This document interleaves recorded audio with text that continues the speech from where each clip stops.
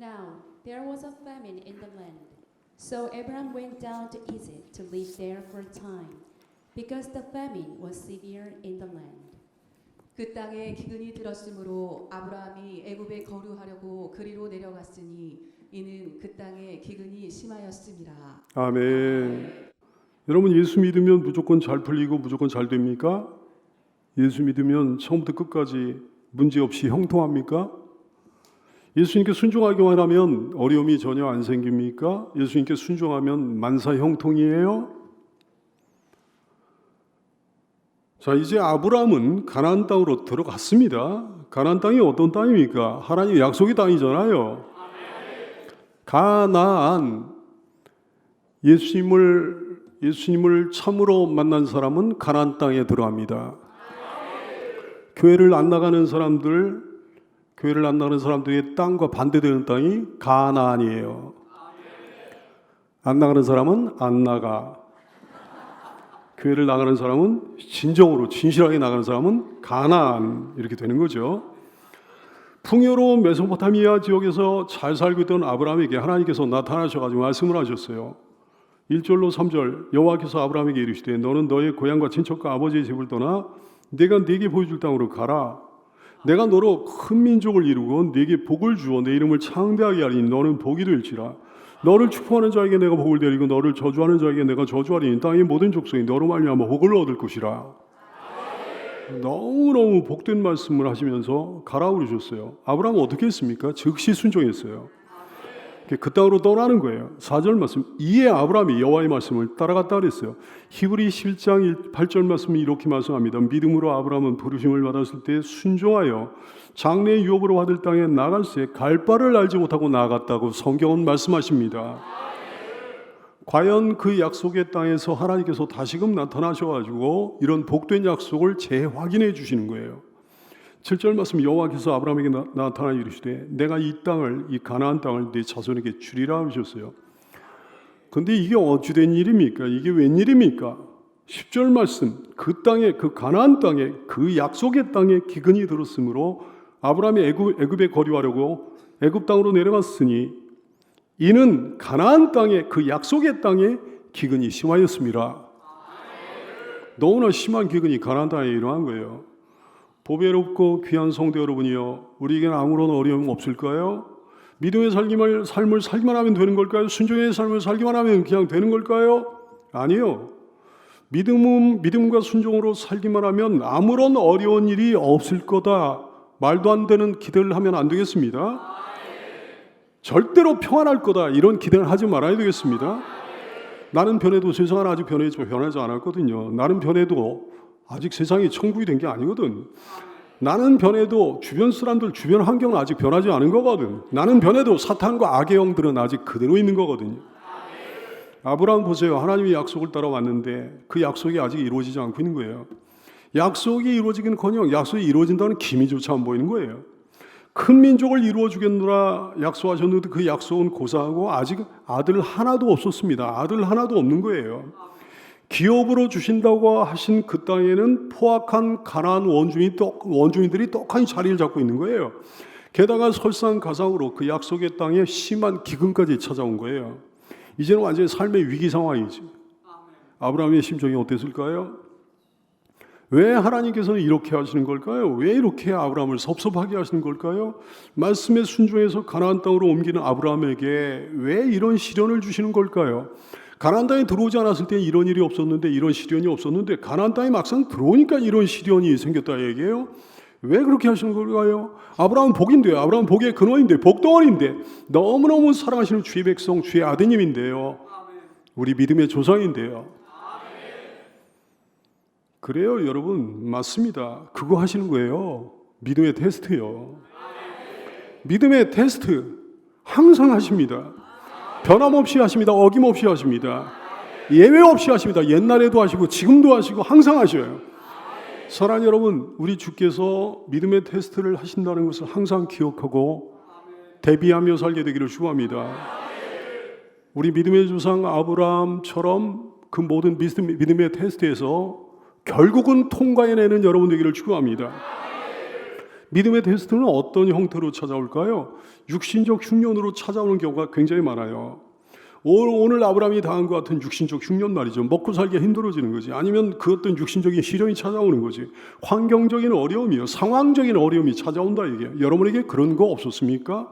믿음의 삶을 살아가고 있는데, 순종의 삶을 살아가고 있는데 육신적 흉년이 찾아온 경우가 없었냐 이게요. 이겨내야죠. 견뎌내야죠. 그러면 반드시 놀라운 복을 만나게 될 줄로 믿게 되기를 축원합니다. 오늘 보니까 가나안 땅과 애굽 땅이 묘하게 비교되고 있어요. 약속의 땅인 가나안 땅에는 흉년이 들었어요. 하나님이 버리신 땅 애굽에는 도리어 풍년이 들었네. 의미심장합니다. 약속의 땅인 가나안 땅에는 기근이 들고요. 애굽 땅은 버리신 애굽 땅은 풍족한 거예요. 의미심장합니다. 더러 그런 경우가 있잖아요. 신앙생활하는 사람들이 물질적으로 곤고해집니다. 불신세계는 도리어 풍족한 경우요. 주님께 순종하는 사람의 인생에 흉년이 들어버리고 불순종하는 사람의 인생에 풍년이 드는 경우도 있다 얘기해요. 근데 귀한 성도 여러분, 불신세계의 풍년이 혹시 부럽습니까? 불신세계의 풍족함이 혹시 부러워요? 불순종하는 사람들 풍년이 혹시 부러워요? 애굽 땅의 풍년이 부러우냐 이게? 애굽 땅의 풍족함이 부러우냐 이거지. 시편 기자도 그게 부러운 적이 있었습니다. 그로 인해 시편 기자도 시험에 들 뻔한 적이 있었습니다. 시편 73편 1절 이하의 말씀, 하나님이 참으로 이스라엘 중 마음이 정결한 자에게 선을 행하시나 나는 거의 시험에 들어가지고 넘어질 뻔했대요. 나의 걸음이 미끄러질 뻔하였으니 이는 내가 악인의 형통함을 보고 오만한 자를 질투하였음이로다 그랬어요. 아니 이놈의 악인들이 하나님을 믿지도 않는데도 하나님께 불순종하는데도 불구하고 죽을 때에도 고통이 없고 그 힘이 강건하며 사람들이 당하는 고난이 그들에게는 없고 사람들이 일반적으로 당하는 재앙도 그들에게 없나니 그걸 보고 시험에 든 거예요. 시편 73편 12절 이하의 말씀, 볼지어다 이들은 악인들이라도 항상 평안하고 악인들이라도 재물은 더욱 불어나도다. 내가 내 마음을 깨끗하게 하며 하나님께 순종하면서 내 손을 씻어 무죄하다 한 것이 실로 헛되지 않은가? 나는 하나님의 사람인데도 종일 재난을 당하며 아침마다 징벌을 받아도다 이러면서 그냥 괴로워하는 거예요. 근데요, 시편 기자에게 하나님께서 결국 보게 하시는 거예요. 결국 깨달아 알게 하시는 거예요. 뭐를요? 악인들의 종말을요. 시편 73편 16절 이하의 말씀, 내가 어쩌면 이를 알까 하여 생각한즉 그것이 내게 심한 고통이 되었더니 하나님의 성소에 들어갈 때야 그들의 종말을 내가 깨달았나이다. 주께서 참으로 그들을 미끄러운 곳에 두시며 결코 빠져나올 수 없는 미끄러운 곳에 두시며 파멸에 던지시니 그들이 어찌하여 그리 갑자기 황폐되었는가 놀랄 정도로 그들은 전멸하였나이다. 할렐루야. 지옥에 떨어졌다 얘기해요. 심판받아가지고 지옥에 떨어지더라 얘기해요. 그러므로 시편 기자는 결국 이렇게 하나님을 찬양하며 감사하며 의지하며 의뢰할 수밖에 없었습니다. 결국 그 모든 것을 알게 된 다음에 시편 73편 25절 이하의 말씀, 하늘에서는 주의 누가 내게 있으리요 땅에서는 주밖에 내가 사모할 리 없나이다. 할렐루야. 내 육체와 마음은 쇠약하나 하나님은 내 마음의 반석이시요 영원한 품기이시라. 무릇 주를 멀리하는 자는 망하리니 음녀같이 주를 떠난 자를 주께서 다 멸하셨나이다. 할렐루야. 하나님께 가까이함이 내게 복이라. 내가 주 여호와를 나의 피난처로 삼아 주의 모든 행적을 전파하리이다. 그래요 여러분, 진짜 위기는 육신적 흉년이 아닙니다.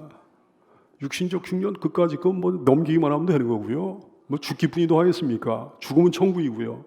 진짜 위기는 영적 흉년이에요. 영적 흉년 정말로 소름 끼치게 무서운 거야. 돈 많고 건강하고 권세 있고 인기 많아도 영적으로 흉년이면 그렇게 행복하게 조금 살다가 지옥 가는 거예요. 근데 뭐 어떤 사람은 육신적으로 풍년이다가 이제 영적으로 흉년이어서 지옥 가는데 어떤 사람은 두 개가 다 겹친 사람도 있어. 육신적으로도 흉년이야. 근데 영적으로도 흉년이야. 이거는 정말 저주받은 인생이 비참한 인생이지요. 여기 혹시 영적 흉년에 빠져있는 성도 없습니까? 한시빨리 그 상황을 벗어나게 되기를 축원합니다. 신앙생활 항상 현재, 신앙생활 항상 미래예요.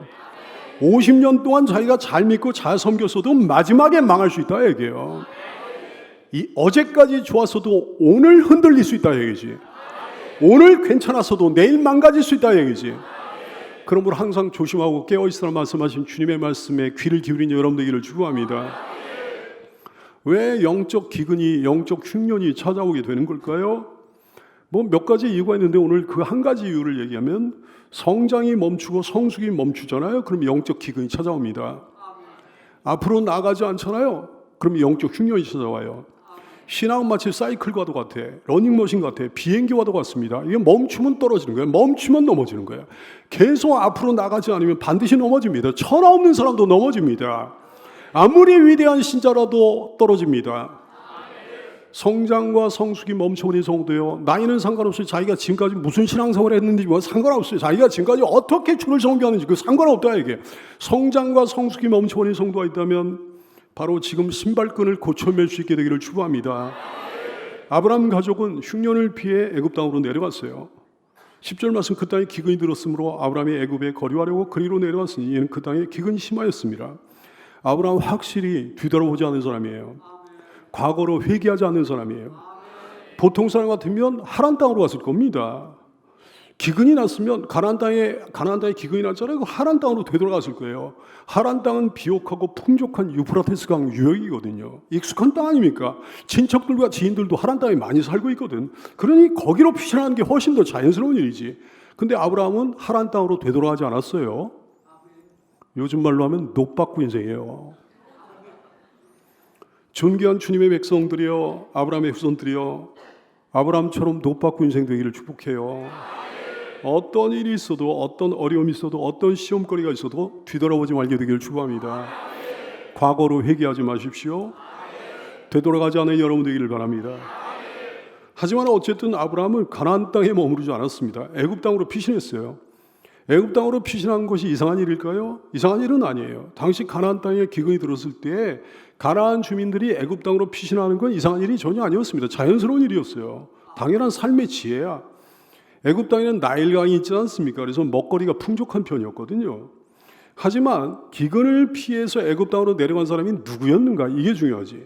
누구였습니까? 아브라함이에요. 하나님의 사람 아브라함이요. 믿음의 사람 아브라함이요. 믿음의 조상 아브라함이요. 아브라함은 다르잖아요.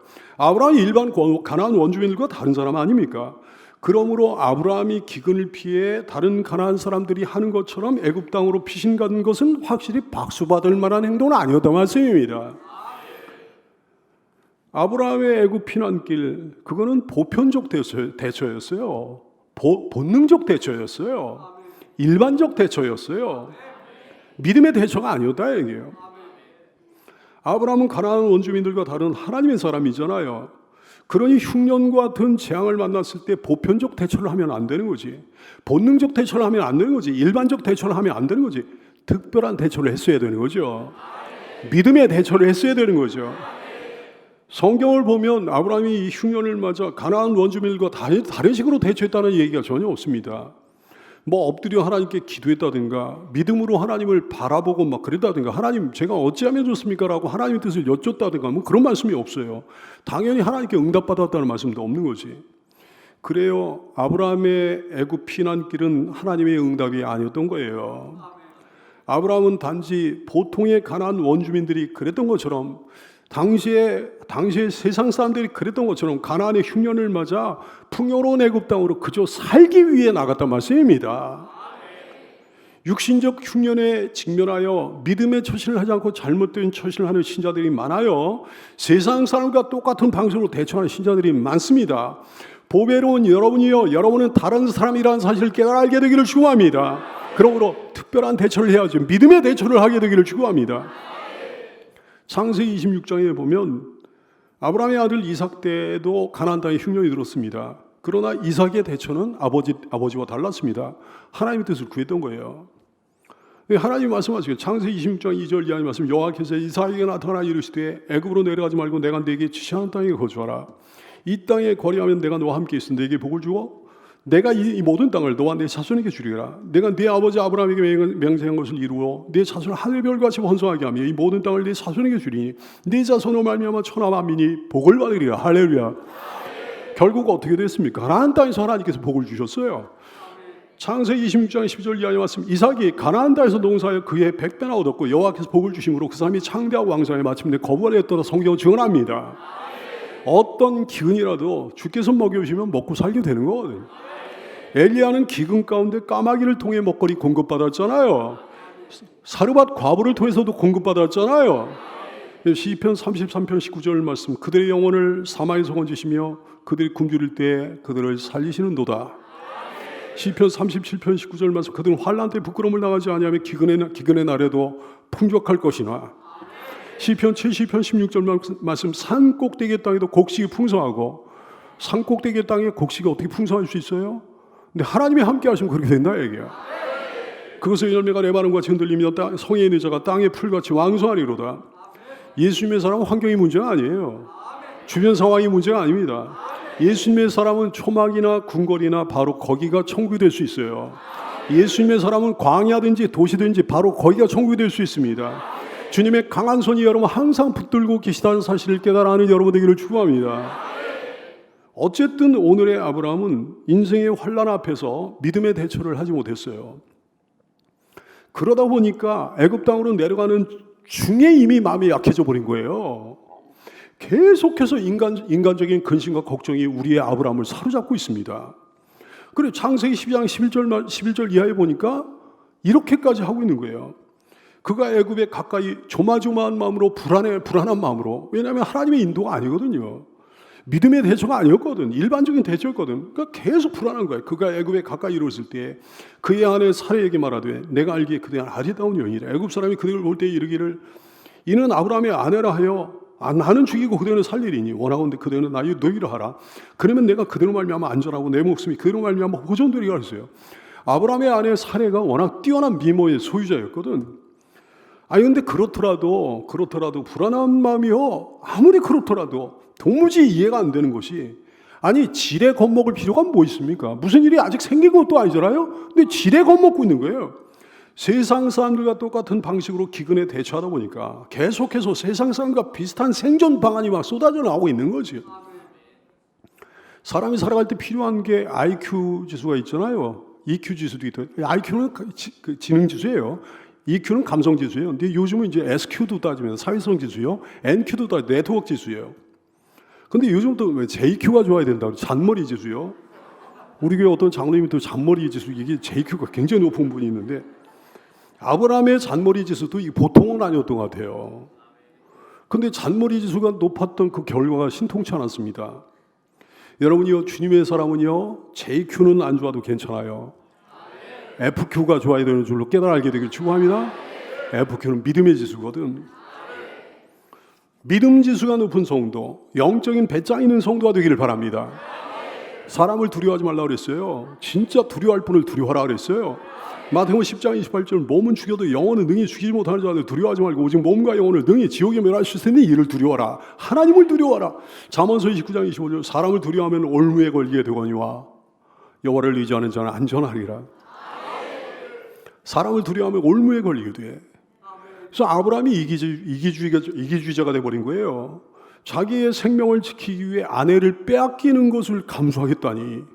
하나님 앞에 얼마나 부끄럽습니까? 아내 보기에 얼마나 부끄럽습니까? 얼마나 인간적인 방법이에요? 얼마나 세상적인 방법입니까?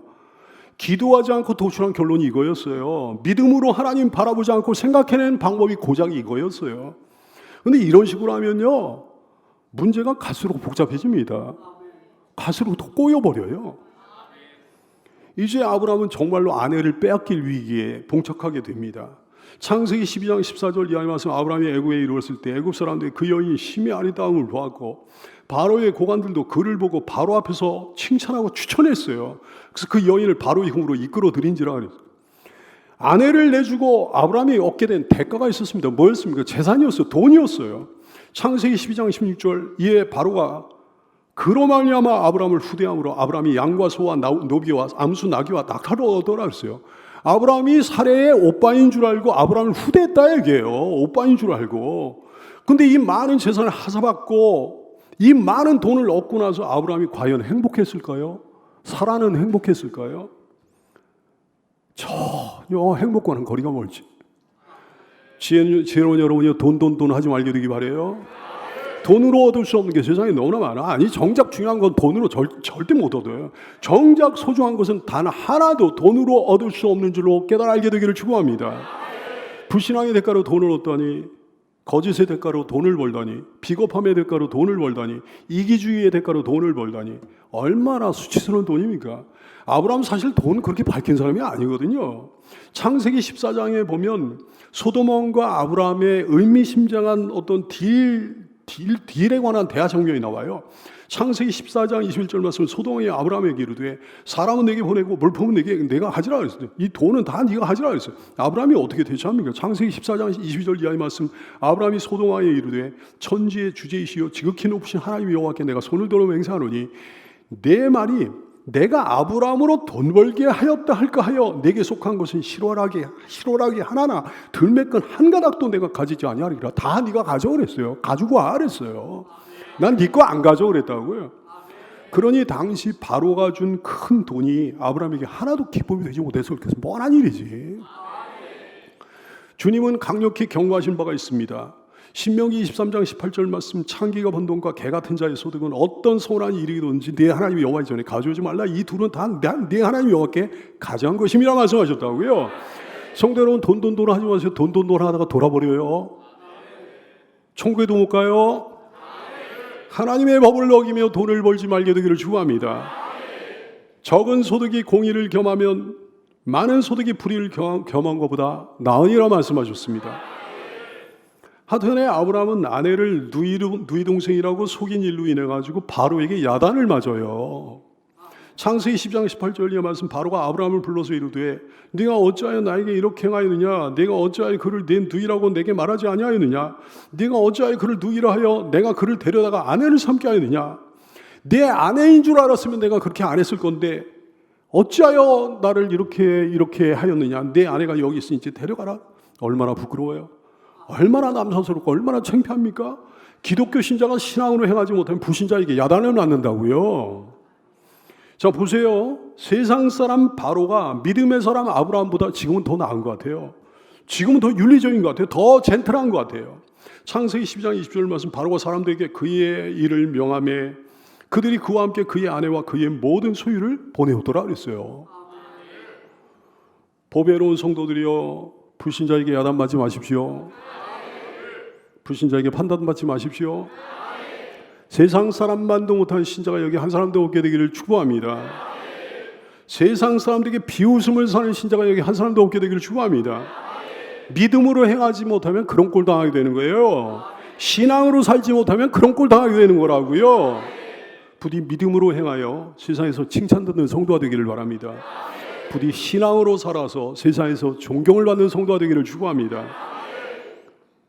오늘의 모든 사건들을 통해 하나님이 다 까발려 놓으셨어요. 우리 믿음의 조상 아브라함이 얼마나 형편없는 사람인가를 하나님이 다 여실히 보여주신 거예요. 갈대아 우르와 하란 땅을 떠날 때는 정말 대단한 믿음의 사람인 것 같았잖아요. 근데 사실 그 본질이 얼마나 연약하고 얼마나 어리석은 사람인지 여실히 하나님께서 다 드러내 보여주셨어요. 감추지 않으셨어요. 저 아브라함의 민낯을 우리가 아브라함의 생얼을 보게 됩니다. 육신적인 어려움 앞에서 세상 사람과 똑같은 방식으로 대처했어요. 가나안 땅에 머물지 않고 애굽 땅에 내려갔어요. 하나님께 기도하지 않고 하나님을 바라보지 않고 인간적인 방법을 썼어요. 생명의 위협 앞에서 비굴해졌습니다. 아니 누가 뭐라고 한 것도 아닌데 지레 겁을 먹고 자기 스스로 미리부터 비굴해졌어요. 마음이 정말 연약하기 이를 데 없잖아요. 결코 올바르지 않은 처세지, 약삭바른 처신이지요. 편법을 사용했잖아요. 왜 이렇게 우리 믿음의 조상 아브라함의 연약한 모습을 이렇게 하나님께서 다 까발려 보여주신 걸까요? 이유가 있습니다.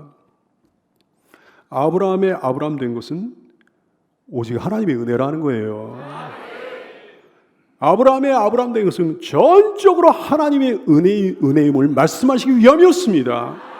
아브라함이 잘나서 그런 게 아니라 이게 아브라함의 자랑거리가 아니라 이게 하나님의 은혜라 얘기예요. 고린도전서 15장 10절 말씀, 그러나 내가 나 된 것은 하나님의 은혜로 된 것이니 할렐루야.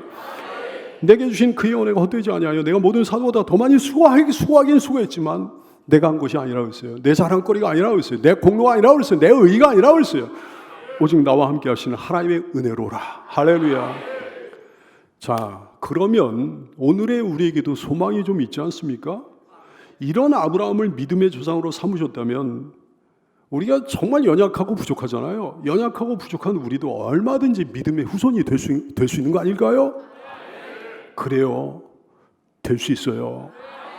될 수 있는 줄로 믿게 되기를 축원합니다. 예수님이 그러셨거든. 내가 의인을 부르러 온 것이 아니요 죄인을 불러 회개시키러 왔노라 하셨거든요. 죄인을 불러 회개시키러 오신 주님이십니다. 마태복음 9장 12절 말씀, 예수께서 들으시고 이르시되 건강한 자에게 의사가 쓸데없고 병든 자에게라 쓸데있느니라 말씀하셨어. 우리 같은 병든 자를 위하여 세상에 오신 주님을 찬양합니다. 오늘 이 사건을 통해 나타난 우리 하나님의 은혜를 다시 한번 우리가 살펴보게 되기 원해요. 야단치지 않으셨어요. 나무라지 않으셨어요. 정말 그 인자가 풍성하십니다. 시편 103편 8절 이하의 말씀, 여호와는 긍휼이 많으시고 은혜로우시며 노하기를 더디하시고 인자심이 풍부하시도다. 자주 경책하지 아니하시며 노를 영원히 품지 아니하시리로다. 우리의 죄를 따라 우리를 처벌하지는 아니하시며, 그러면 우리 가운데 남아있을 사람이 없는데 우리의 죄를 따라 우리를 처벌하지는 아니하시며 우리의 죄악을 따라 우리에게는 그대로 갚지는 아니하셨으니 할렐루야. 뭐 때문에? 한 가지 이유 때문에. 우리가 그저 하나님을 경유한다는 그거 한 가지 이유로 인해 가지고 그렇게 하신다. 우리가 하나님을 경유한다는 한 가지 이유만으로 하나님 우리를 봐주시는 거예요. 용서해 주시는 거예요. 받아주시는 거예요. 하나님을 경유한다는 이유 한 가지만으로 하나님께서 아브라함 편들어 주시는 거예요.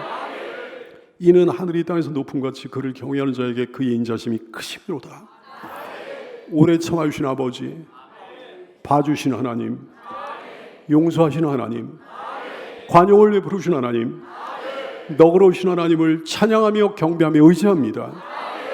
하나님은 아브라함의 가정을 지켜주셨어요.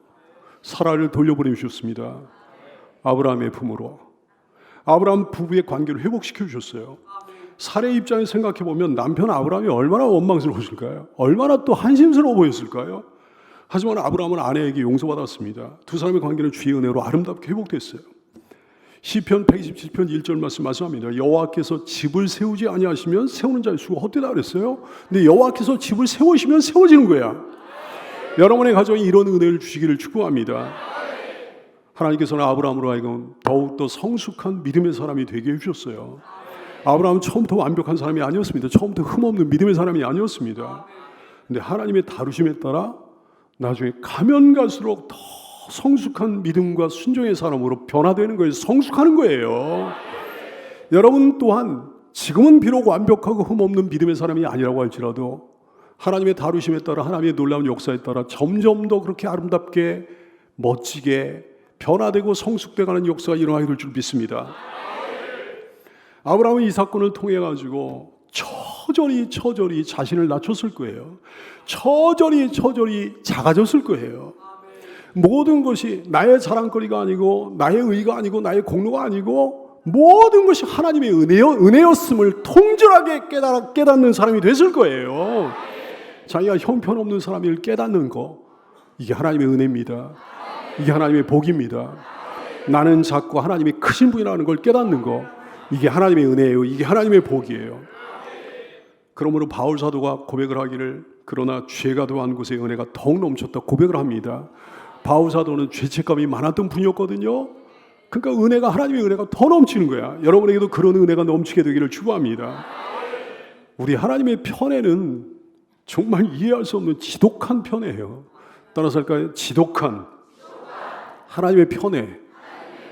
하나님 당신의 자녀를 일방적으로 편들어 주십니다.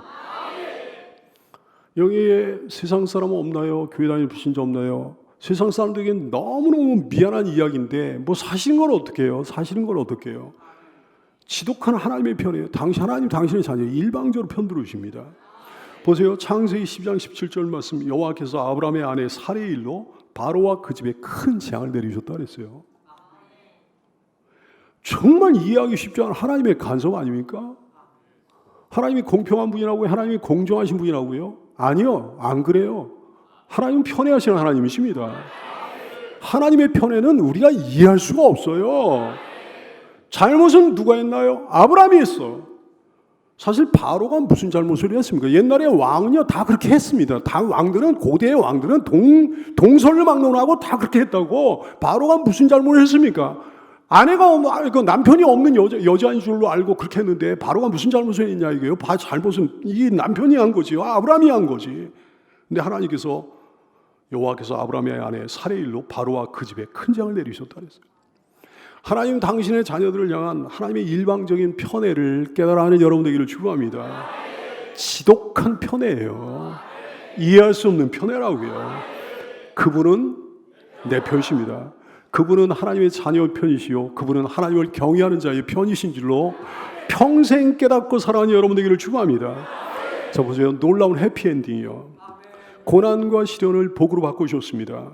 심지어는 부끄러운 실수와 실패까지도 복으로 바꿔주셨습니다. 이분이 우리 아버지십니다. 이분이 우리 하나님이십니다. 아브라함이요 가나안 땅에 기근이 들었을 때는 아브라함이 이해를 못했을 거야. 왜 약속의 땅에 기근이 들어가지고 내가 이렇게 힘들어지나 이해를 못했을 거야. 근데 가나안 땅에 기근이 들지 않았다고 한다면 결코 얻을 수 없었을 하나님의 큰 선물 두 가지를 가지고 가나안 땅으로 돌아오게 되는 거예요. 그 두 가지 큰 선물이 뭐예요? 첫째 선물 영적인 복이요. 하나님의 놀라운 사랑과 은혜요. 하나님의 편들어 주시며 하나님의 놀라운 보호요. 두 번째 선물 원하지 않았던 재물이요. 육적인 복까지 얻어가지고 돌아가는 거예요. 하나님의 놀라운 편애로 말미암아 여호와를 경외하는 자리에 있는 여러분에게 하나님께서 이런 해피엔딩의 은혜를 베풀어 주실 줄 믿습니다. 기도하겠습니다.